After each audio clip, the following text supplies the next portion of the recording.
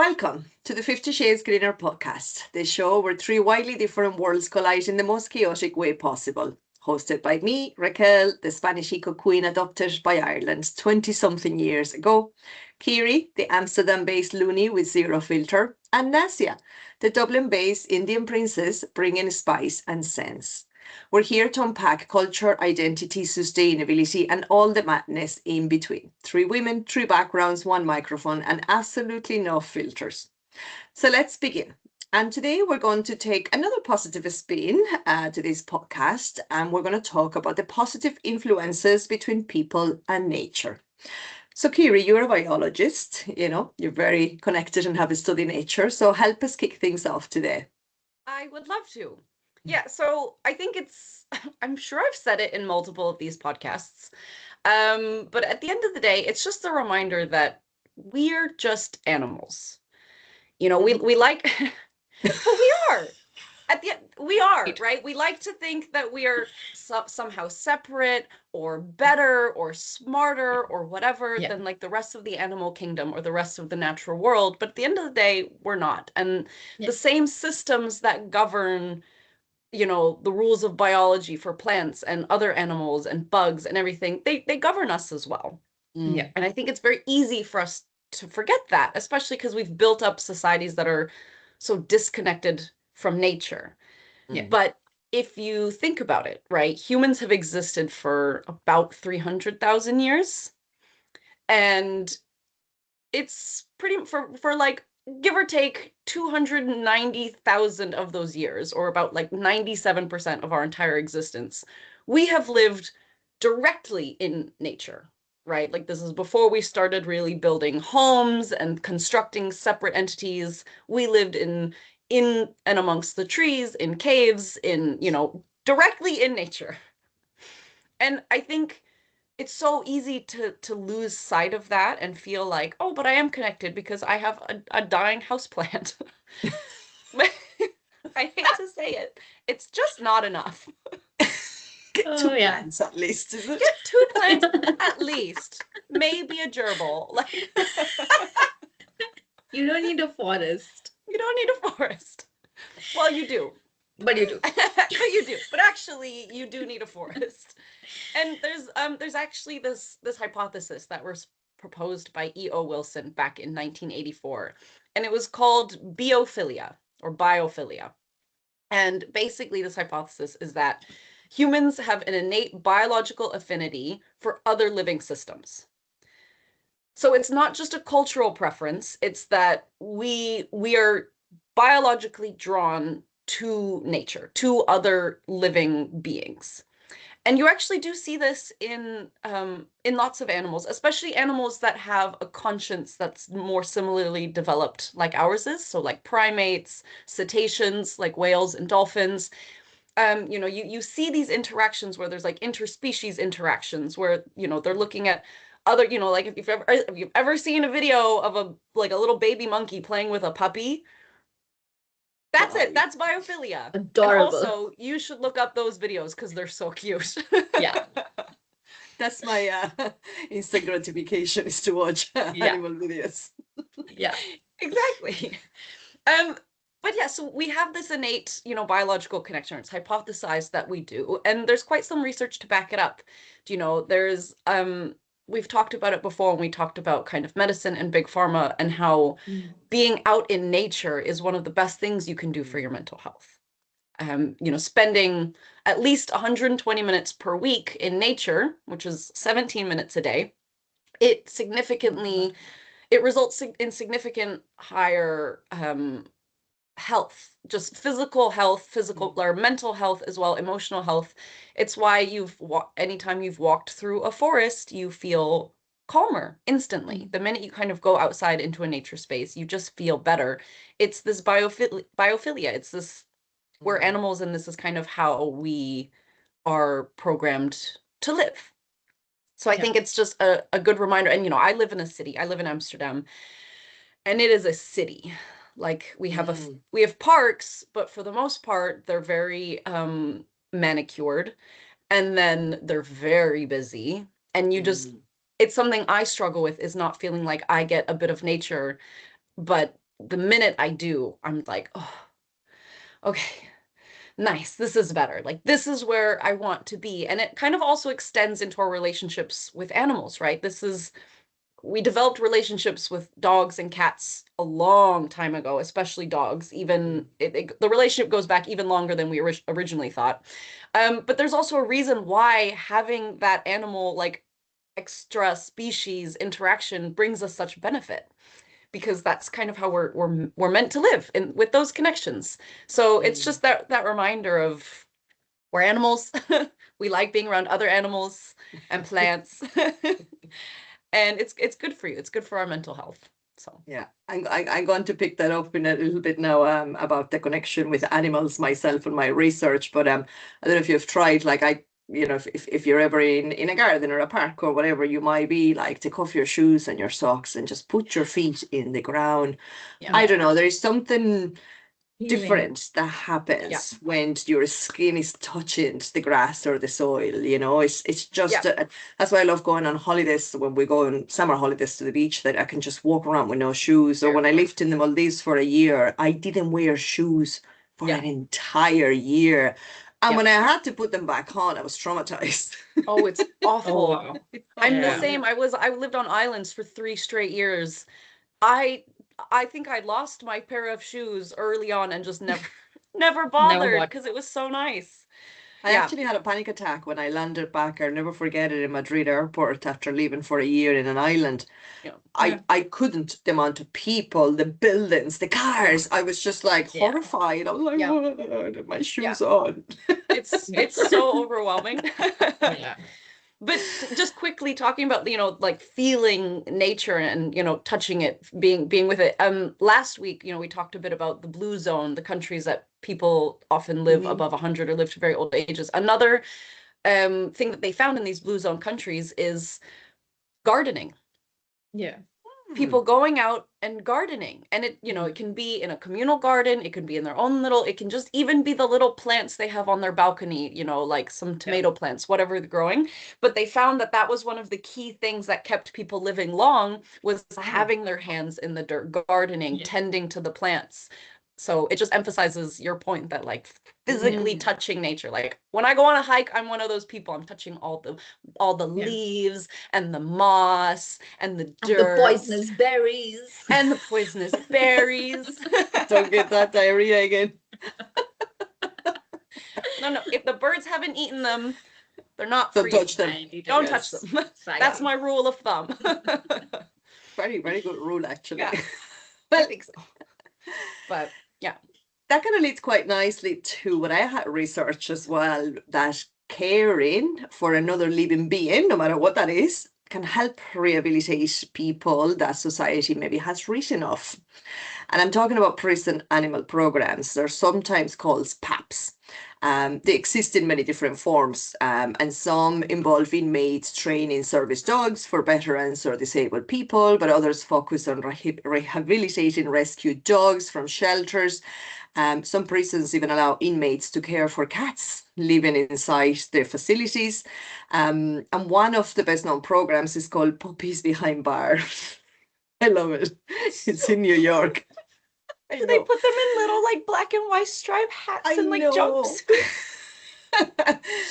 And prisoners here in New York raise Labrador retrievers to become service dogs. In California, then they have the Positive Change program. I love the names, I have to say. Yeah. And that program pairs inmates with rescue dogs that might otherwise be euthanized. And even in Chile, prisons have cat colonies, and they have become so integrated into daily prison life that many cats have a specific inmate caretakers. So I guess at first glance, these programs sound like just kindness initiatives, but research is increasingly seeing them as behavioral interventions. And this is really important, particularly in prisons. So to understand why these programs matter, we need to understand something about human psychology. It's that humans form attachments to animals quickly and deeply, as you were saying, Kiri. Psychologists have long studied how interacting with animals can reduce cortisol, which is the body's primary stress hormone, and increase oxytocin, which is associated with bonding and trust. So for people in prison, that really matters. If you think about their lives before they even got to prison. They have history of abuse, neglect, addiction, or even violence long before they enter those prisons. So animal programs introduce something very unusual into their environment, and that's that not judgmental attachment. Your dog is never going to judge you. Your dog is never going to be really annoyed with you for a long period of time. They don't care about your criminal record, or your cat doesn't really care what gang you belong to before you went to prison. So researchers argue that this creates a really rare emotional opening. So the research is still very, very young, but several studies have identified recurrent outcomes. For example, in 2015, a review published through the Center for Public Safety Initiatives examined multiple prison animal programs in the United States.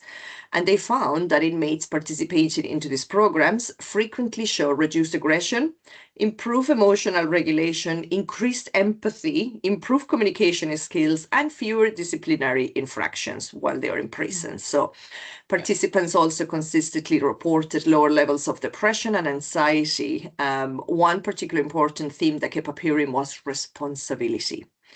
And if you think about it, in prisons, like, most of your daily decisions are made for you. Inmates don't have the ability to make their own decisions. So animal care changes that dynamic, and suddenly another living creature depends on you. And this means that inmates often describe this responsibility as restoring a sense of identity and competence within their lives. One inmate in a dog training program described that the dog taught me how to care about something outside of myself again.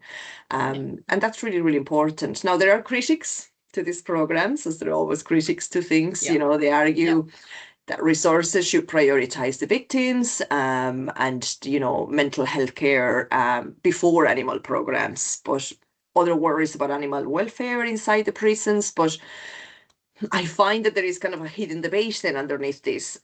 What are prisons for? Are they for punishment, or are they for rehabilitation? And if prisons exist only to punish, then those comfort-based programs can seem obviously controversial. But I personally think that prisons should be places of rehabilitation.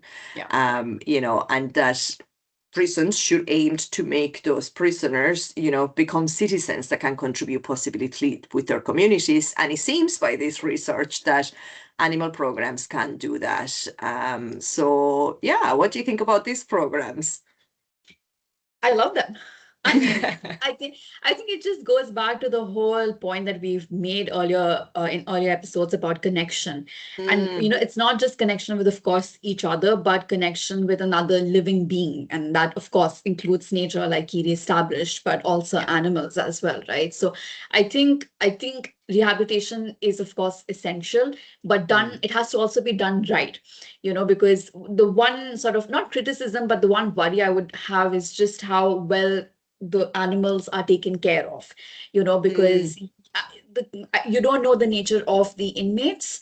And if, I don't know, if there's some sort of animal abuse taking place as well, that's the only, concern I would have. Yeah, and that is some worry for some people. The research I have read about has only been nothing but positive, and really violent inmates really becoming so nurturing. I was watching, it was a documentary on this as well last week, and it was if prisoners misbehaved within prisons, they would take away the cat or the dog from them, and they were absolutely devastated. And that's what it started reducing then in frictions within the prisons, because they didn't want to lose their pet. Which I think makes sense. And Raquel kind of mentioned one of the like pushbacks was, but resources should go towards like mental health. And I'm thinking, aren't they? Aren't these animal programs also contributing positively to mental health, right? You just read off a bunch of statistics to say how people improved, they were calmer, happier, less violent. All of that is tied into mental health. So I'm also a really big supporter. How wonderful, though, that, for those programs that take dogs from the shelter that are going to be euthanized and they put them in prisons. So it's like, you could say two groups that have been sort of discarded by society can actually get together and help each other. I thought that was one of the most just lovely things I had heard in a long time. It's really beautiful. Like it's very, very touching to think that, because yeah, I think, dog like pet euthanasia is also something that I find I'm horrible. so happy we decided to bring a happy spin to the podcast, because the last couple of weeks were such a doom I and gloom. know. I know. Agreed. We walked out of Agreed. there just like in a rage. And this Yeah. is lovely. So Nasia, help us close this episode. What did you find in your research? Yeah, I think I'm just going to tie everything together because I just looked at what, because there's so many tribal communities across the world. And I looked at them to understand what keeps them happy because they don't have gadgets like we do. They don't have stock markets to, sort of observe every day and go like, okay, that's a high. Yay, more money for me. They're not doing that, but they're still happy. And what came across was that the fact that for them, nature, especially trees, is something which is not decorative. They've really treated nature and trees and animals all as they're part of their own life, part of their identity, part of a healing process, if I can put it that way. And I think any tradition or any, indigenous tribal culture, uh, trees are just for them seen as living organisms, as living relatives, something that has to be respected, listened to, learned from. And I know that sounds very poetic, but you also realize that it actually means something because trees are not passive. They're constantly communicating. And the more time you spend with them, it's just better for your well-being. Like we discussed, it brings down your, stress hormones. And then I looked at Japan because I was like, okay, I understand how this part of the world is functioning. Let's juxtapose that with the modern society like Japan, for instance. And they actually have a practice called forest bathing, where they basically encourage people to just go live among trees with no phones, no agenda, just be there. And it's actually prescribed as a form of preventative healthcare. So that's tying back to just, how we talked about mental healthcare as well. And I felt that was quite wild because, we always approach health with like apps and, monitoring everything, routines, the whole optimization process and medication. And I'm just like, okay, maybe just taking a walk with trees around me will help me. And I think that's the the indigenous perspective that really helped me understand that nature cannot be severed. Our relationship with it especially cannot be severed. We came up from it and we'll go back to it. The in between, we filled it up with things that don't necessarily matter. So if we can just shut away the noise and focus on what will keep us alive, the answer will present itself in the form of your real connections with humans, animals, and nature.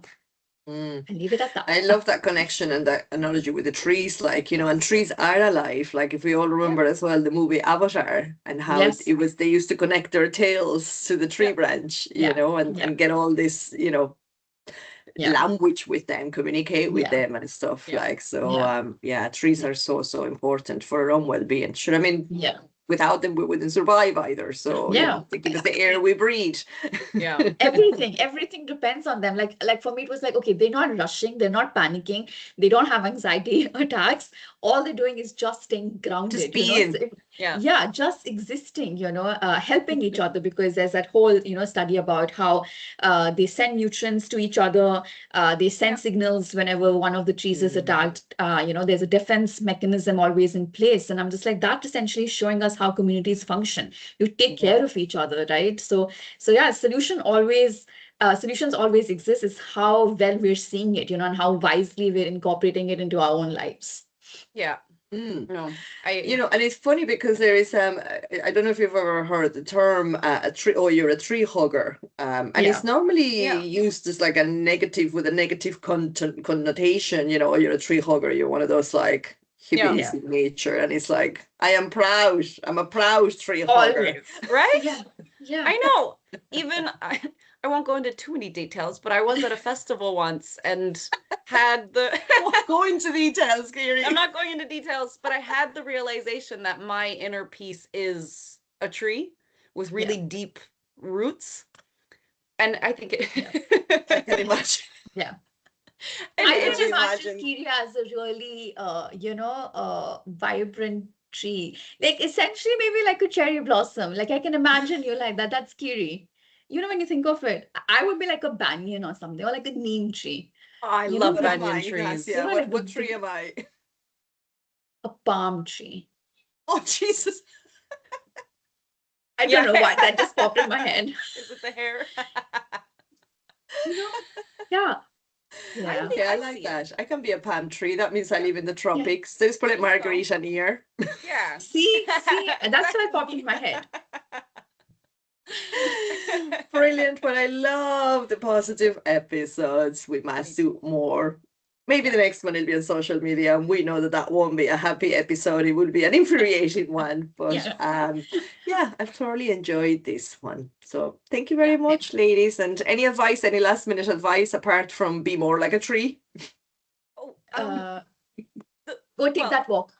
yeah, Go take the go walk. take a Yeah. walk in nature. Yeah, because Yeah. also just really quickly looping it back to sustainability, people who feel more connected with nature do more to try and protect it and be more sustainable. Mm, So true. not only are you going to benefit yourself in the long run, Yeah. you're going to make decisions that also benefit the nature Yeah. that you love. So, Yeah. yeah. Very good Absolutely. advice. Yeah. Very good. All right, ladies, we leave it there. So if Yeah. anybody wants us to take on any topics, leave us a comment and we will definitely discuss them. But for now, it's bye. Bye.